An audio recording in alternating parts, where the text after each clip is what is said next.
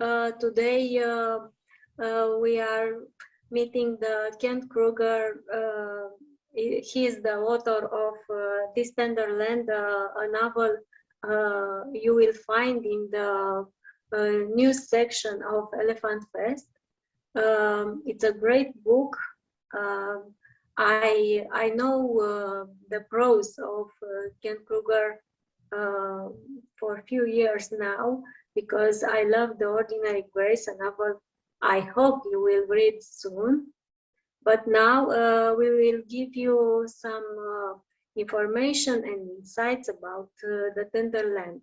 Welcome, Kent Krueger, and let me tell you, I am very happy to have you with us today. It's a pleasure to be with you, and thank you for having me. My first question about the Tender Land, I read in your author's note that you find some inspiration in Mark Twain's The Adventures of Huckleberry Finn and in the classical novels of Charles Dickens about the about social critique of the era. And I wanted to ask you, how did you get the idea to for the book? Well, this is honestly, this is a story that I have wanted to write since I was 11 years old. When I was 11, that would have been in the 5th grade here in the United States. Toward the end of that year, our teacher read to the class a novel called The Adventures of Tom Sawyer by Mark Twain. She did it by reading half an hour after lunch every day. And I loved that story. Here was this kid who was just like me. And he was out there on the Mississippi River having these great adventures. And after that, of course, I had to read Adventures of Huckleberry Finn, which I also loved. And across my entire career as a writer, I have wanted someday to write a story that would pay homage to Mark Twain, that might be in its own way an updated version of Huckleberry Finn. And that really was the seed for This Tender Land. I tried a couple of times to write the story across my career, but I was never really able to sink my teeth into it. And the reason is I had no structure for the story. I had no idea why I was going to have these kids on the river. I had no idea where they were coming from or where they were going. But then I remembered something from my childhood also. My father was a high school English teacher. And when I was a kid, he had me reading the Iliad and the Odyssey very early. I never cared much for the Iliad, but I loved the Odyssey. And so I thought, I will structure this story in the way that Homer structured the Odyssey. Every experience that the children have will mirror an experience that Odysseus had in his long journey from Troy back to Ithaca. So another inspiration was Homer in the Odyssey. Certainly Charles Dickens and his concern about the social ills of his time, which are mirrored in my own story in the ill treatment of the Native Americans here in our boarding school system long ago. And also I would have to give a nod to another American writer, John Steinbeck, whose profound sense of place in his novels, particularly The Salinas Valley, inspired me to create a profound setting for my story. Thank you. I also read that you had an extensive research for This Tender Land. You traveled the places featured in the book. You visited local historical societies to find primary sources. You read memoirs and some other source text. How was it, your journey, your research journey? It's almost like an odyssey. It was an odyssey in its own way. I'm a writer who believes you cannot write about a place unless you have actually been there. So all of the places that the vagabonds visit in their journey in that long summer of 1932, I also visited. So they begin their journey in a place called the Lincoln Indian Boarding School. I based my boarding school on an actual native boarding school that existed in southwestern Minnesota. And so I visited that area. The kids travel the rivers. They travel a river called the Gilead to the Minnesota River. They travel the Minnesota River to the Mississippi. And because I needed to know what it would have been like for the children to be on the river, I canoed those rivers myself. I canoed that section of the Minnesota that the kids canoe, and my wife and I together canoed the section of the Mississippi River that the vagabonds canoe. Every place that Odio Banyan and his companions spend time, I spent time at the confluence of the Blue Earth and the Minnesota rivers in southern Minnesota. I imagined where my Hopersville or Hooversville would have been. There is a large hill that backs that area, and I climbed that hill, and I sat on a rock that overlooks the beautiful Minnesota River Valley. And in the story, I had my protagonist, my narrator, Odio Banyan, share his first kiss with his first love, Maybeth Schofield, on that very rock. In St. Paul, where I live, that's my hometown now, a portion of the novel takes place on what's called the West Side Flats, which is an area along the Mississippi River through St. Paul. When the vagabonds landed there in 1932, it was a very different place than it is now. But I walked that area and imagined where all of the events that take place there would have occurred. So I knew where Gertie's place was and where the boat works were. The one thing I did not do was travel all the way down the Mississippi River to St. Louis as Odio Banyan does at the end of the story, because that would have taken much too much time. Why did you choose to write from the perspective of an old Odio Banyan looking back to this childhood?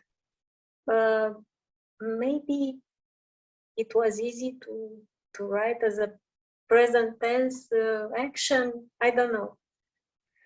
Well, it's a dual narrative technique. The older narrator looking back on a time when he or she was much younger. And so you have the two voices at work there, the older, wiser voice and the younger, naive voice. And it was a technique that I first discovered in a classic American novel called To Kill a Mockingbird, written by Harper Lee. And I loved how she juxtaposed those two voices, older and younger. I used that technique first in my novel, Ordinary Grace, when a 50-year-old man is recalling a summer 40 years earlier. And then it worked so well for me, and I liked what I was able to accomplish with it, that I decided with This Tender Land, I was going to use the same technique. In This Tender Land, the narrator is over 80 years old, and he's recalling the summer decades earlier when he is a 12 or 13-year-old boy. But I love that you can have the older perspective looking back and speaking to his or her younger self. And don't we all do that? You know, as we have aged, don't we all look back and wish we could speak to our younger selves and offer them the advice, you know, that we know they're not going to take anyway, but let them know that in the end, everything is going to be all right. Yeah, you're right. Yes. Tell me please about the vagabonds. They are a very powerful group, and also I felt them like a powerful character as a group. How do you find them? Well, they are in fact a family. They create themselves as a family across the course of their journey that summer. As I told you, I wanted to write an updated version of Huckleberry Finn. And for anyone who has read Huckleberry Finn, you remember that Huck, on his journey down the Mississippi River, is accompanied by a runaway slave named Jim. For whatever reason, always in my thinking, that Jim character was going to be a Native American boy, slightly older than my narrator, Odie. So I had those two characters in mind from the very beginning. Then I realized that one of the things I wanted to talk about is family. How do we create family? How do we What are the forces that try to divide families? What are the forces that pull family together? And so I needed to give Odie a bit of a family for that. So I created an older brother named Albert for him, who is in fact patterned after my eldest brother, who very much like Albert in the story, was always the smartest kid in the class, and he let you know it. And my older brother, like Albert, always knew what I should be doing. So Albert is patterned after my oldest brother. Emmy was the last of the vagabonds to come into my thinking as a vagabond. I had created Emmy originally simply to be a daughter for Cora Frost, because I thought Cora would be a woman who'd have a daughter like Emmy. But the more I wrote her into the scenes in the story, the more I fell in love with her. And when it came time for the boys to run away from the boarding school, I thought, oh no, they can't leave Emmy behind. She's in a horrible situation. So I knew Emmy was going to have to be one of the vagabonds. And so I began thinking about what part in the story could Emmy play. And all of the vagabonds each have different skills, different talents, different perspectives that they bring to the story that in one way or another help support everyone else, all the other vagabonds. And so they work quite nicely as a whole, as a group, as a character, as you say, and they work quite nicely individually. We fall in love with each of the vagabonds individually. Yeah, you're so right. Maybe for me this year was an emotional read, because I stumbled upon the news from Canada about those mass graves of Native Americans boarding school students, and it was like a matchmaking with fate, you know. I read the news and I read the book, and it was a very emotional moment. Tell me, how did you decide to include a Native American in the vagabond, in the four vagabond group? On the surface of it, it might seem like an odd choice to begin the story in a Native American boarding school. First, for those who might be watching who have no idea what you and I are talking about, for over 100 years here in the United States, if you were a Native American parent and the government came to you and said, we are going to take your children away from you and we are going to send them to a boarding school hundreds of miles distant, and you will see them infrequently, or maybe you will never see them again, there was absolutely nothing you could do about it, because it was the law that as a Native American, you had to give your children to the government. And that existed for almost 100 years, that particular law. The boarding schools were an idea that began with a guy named Colonel Richard Henry Pratt here in the United States, who convinced the government to allow him to open a boarding school in Carlisle, Pennsylvania, that would house Native American youth, males. And his idea was that he would train these young men to become productive members of white society. His belief was that the Native Americans could not live unless they were completely enculturated in the white culture. Essentially, what was Indian was not good, and what was white was good. The guiding ethos of those boarding schools was kill the Indian, save the man. Now, most of the boarding schools, or very many of the boarding schools, were places of great horror. They functioned rather than as educational places, they functioned as a warehouse for free labor for the local citizenry. So farmers who needed farmhands, citizens in the town who needed domestic servants. The Native American boarding schools supplied these kids. They were ill-fed, they were ill-clothed, they were ill-housed, they were malnourished.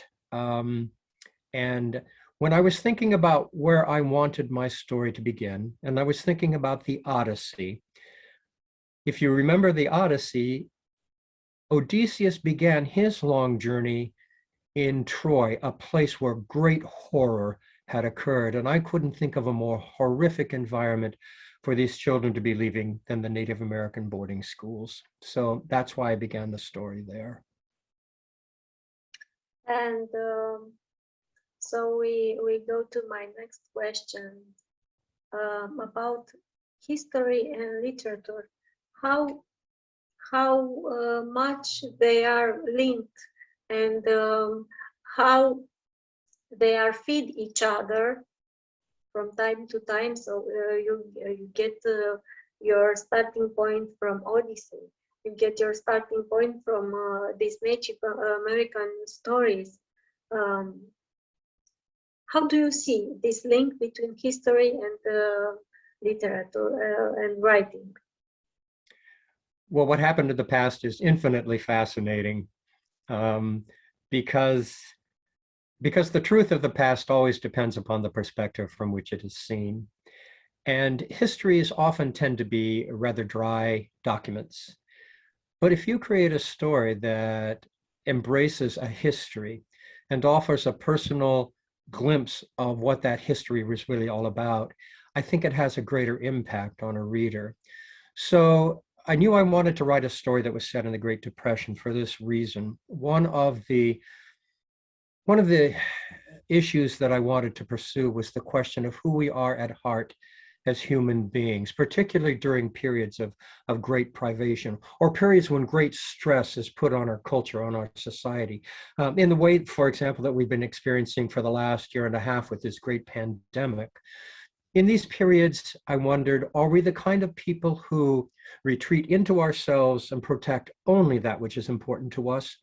Or are we the kind of people who open our arms and, despite how little we might have, we're willing to share it with those who have less? And I couldn't think of a better period of time to explore that issue than the Great Depression. Now, I'm not old enough to have lived through the Great Depression, but my parents did. And so I grew up with stories of the Great Depression. But because I did not live through it, I had to do a great deal of research to make sure that all the factual underpinnings for the story were in place. So I read a good many memoirs by people who had survived the Great Depression. I read about the Hoovervilles, shanty towns that sprang up during the Great Depression, where people who had no money or no other place to go were able to live during that period. I read about if you remember the story, Virginia, there is a section that deals with a revival, a religious experience in a tent community. And I read about the revival experiences, the tent revivals. And then I tried to create a story that could embrace all of those elements in a way that would make it very personal and very emotional for the reader. And I think the best stories are those, if you're looking at historical stories, are those that wrap a good, compelling, emotional read around what may or may not actually have occurred. Yeah, this tender lens does that to the reader. And I think I don't know, it's not if it's a coincidence or it's just how it's meant to be, but we read about the Great Depression when we are on a brink of another Great Depression, because this pandemic has led us to a crisis, to a global crisis. So Virginia, if one of the takeaways I think from this story is simply this: the more things change, the more they stay the same. I was writing about a period in our American history, and I'm sure it was probably true worldwide, during which there were a lot of homeless people. What do we have now? I don't know about the situation in your area, but here in the United States, we have a huge homeless population. I was writing about a period where people were looking desperately for work and not finding anything that would pay a livable wage. That's exactly what we're looking at in the United States now. I was writing about a period of time where there was a great divide economically and socially in our country between those who had very much and those who had almost nothing. And that's exactly what I see in the United States now. So despite the fact that I'm talking about a time now almost 100 years later, the same issues haunt us. Yeah, yeah, you're very right. I know that you initially wanted to write a companion novel to Ordinary Grace, another great book of yours, but you changed your mind and this tender land came to life.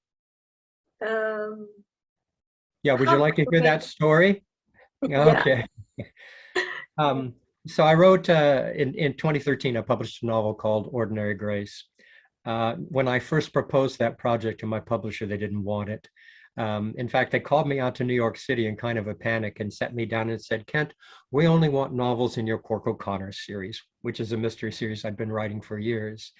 So I knew if I wrote this story, it was going to be a risky proposition, but it was so compelling to me, I knew I had to write it. So across the course of the next 3 years, I composed the manuscript for Ordinary Grace.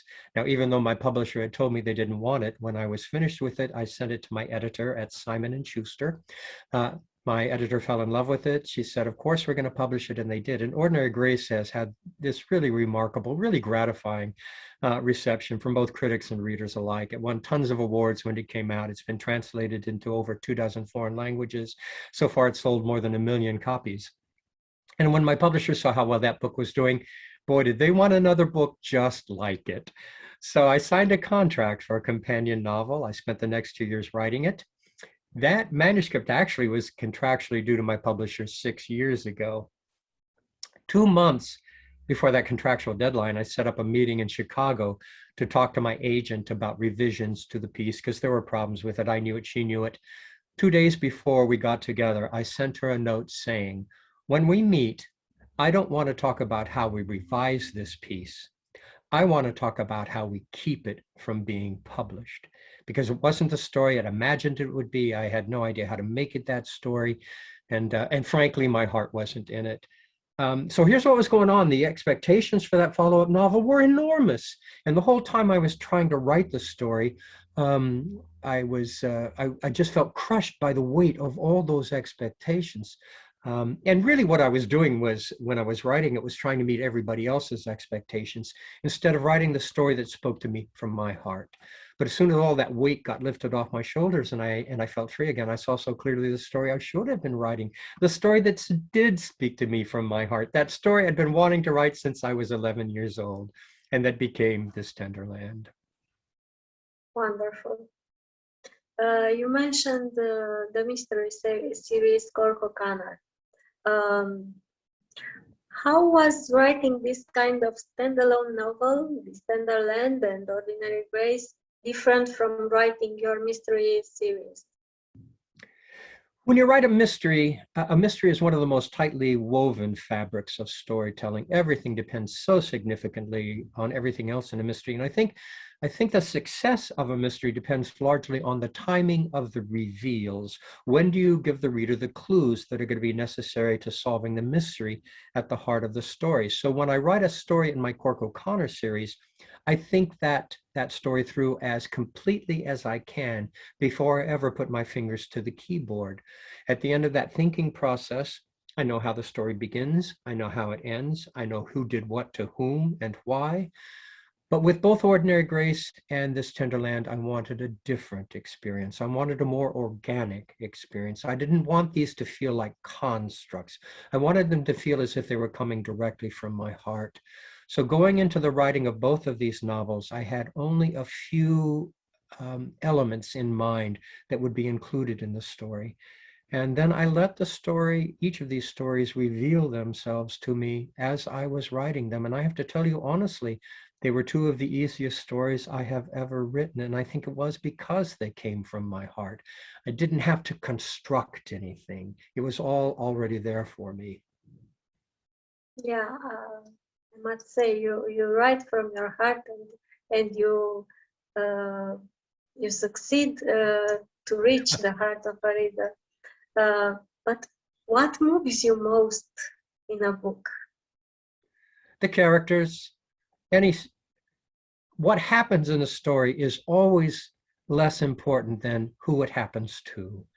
So the characters in a story, if you don't fall in love with the characters, you are not going to fall in love with the story. And I always think a good story goes deeper than your conscious thought. A good story goes for your heart. And so I always work very hard at creating characters that readers feel are real characters. They are flawed, they are struggling, they are broken, they are wounded, as every human being is. And those stories that I love most are about those kinds of people. Kent Krueger, you are in our hearts, and I hope after the book launch at elefantFest, you will be in all Romanian readers' hearts. And maybe someday you will come to Romania and we'll have a book launch for our readers and your readers. Thank you so much for this interview, and I expect your new novel. Thank you so much for speaking with me today, Virginia. I enjoyed it, and I look forward to the day, I hope, when I can actually visit Romania, and maybe we can talk in person. Yes, thank you.